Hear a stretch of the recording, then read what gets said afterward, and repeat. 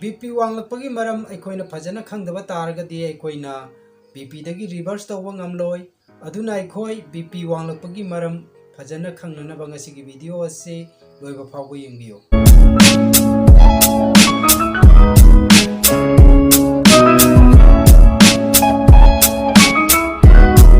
Hi mayam, I am Rameshwar Thokchom, nice and wise expert and medical nutritionist. Ngasigi topic BP karamna wanglai haibasi aikoi ngasigi video asida khara makhai khangmina ba hona minase BP wanglapagi maram nainadringagi mangoinana aina marupsingda hainingbadi adomna ai contact number amadi ai clinic ki address yamna toina comment da hangpa aina thengnai matangchida aina marupsingda haijaningbadi ai contact number description da hapsarabani aduna hairiba contact number atuda adomna phone tawbiraga adomna details khudimo lawbiba yagani aduna contact number atuda phone tawbiro ge high blood pressure haibadi hypertension aikoin oirakpagi maramsing adu aikoi ngasigi video asida mamut tana nainaminasi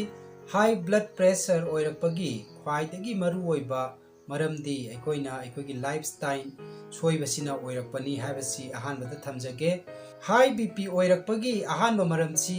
aina haijaningbasi aikoigi lifestyle habits haitare aikoina lifestyle je si soirakpadagi oirakpasina khwaidagi maru oiba amani lifestyle sida aikoina nainagadabasi kari kari no haibadu aikoi khangminasi haibadi aikoina chakchai thak amadi punchi mahing soibadagi aikoigi BP haibasi wangkhalakpagi maram achawa ma oi madudi hanbada eat unhealthy food often haibajini unhealthy food haibadi aikoina processed food packet food amadi fast food animal food amadi cold drink na chingba yamna toina thakchaduna hingba punsi mahing adubuni haibadi aikoina hakchang phanaba chinjak nataba yamna toina chasanba se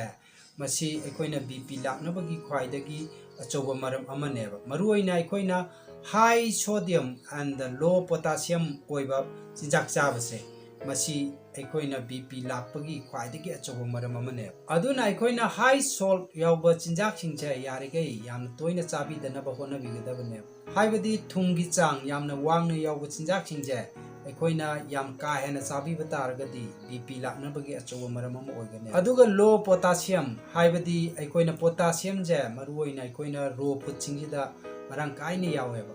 aduna aikoina raw food chabagi chang handarakpasina su aikoina BP wanglaknabagi maram ama oihelleba mathangda drink too much alcohol and caffeine haibadi aikoina alcohol aikoina yu gumba kari gumba wine jingji yam toina sijanaraba amadi caffeine haibadi aikoina cha gumba cha coffee gumba se yam toina thakpa targadi masisu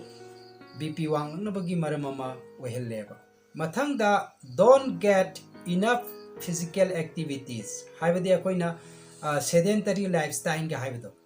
aidi akoigi normal activities se physically activities walakpa se masisu akoina BP wangnabagi maramama dum ohelli aduna akoina physically exercise khara tawba amadi akoina physically activities khara makhai tawba haibasisu yam tangai phadaba amani mathangda akoina don't get enough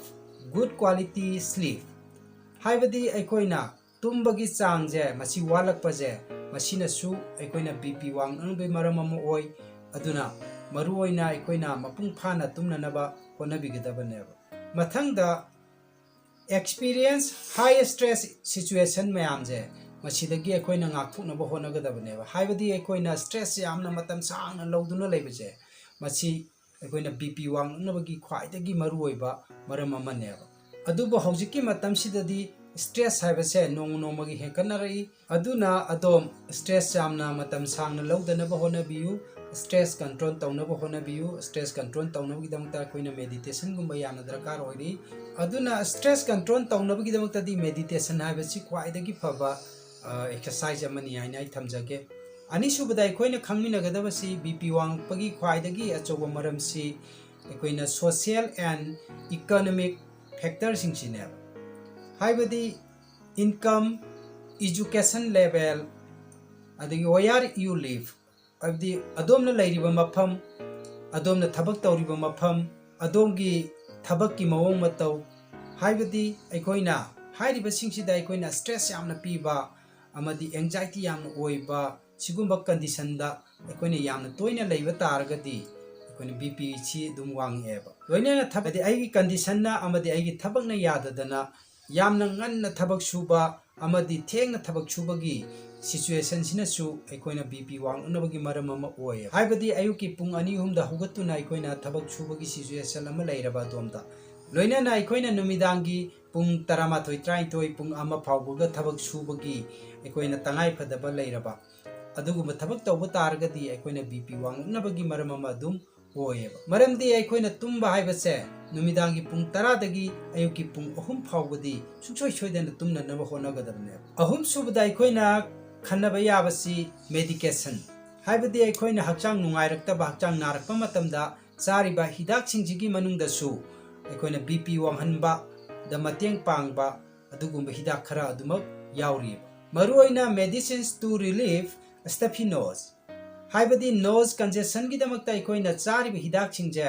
masi aikoina bp wangbada su adumak mateng pange amadi hormone and birth control pill singje masi chaba sisu aikoina bp wangbada mateng pange loina na non steroidal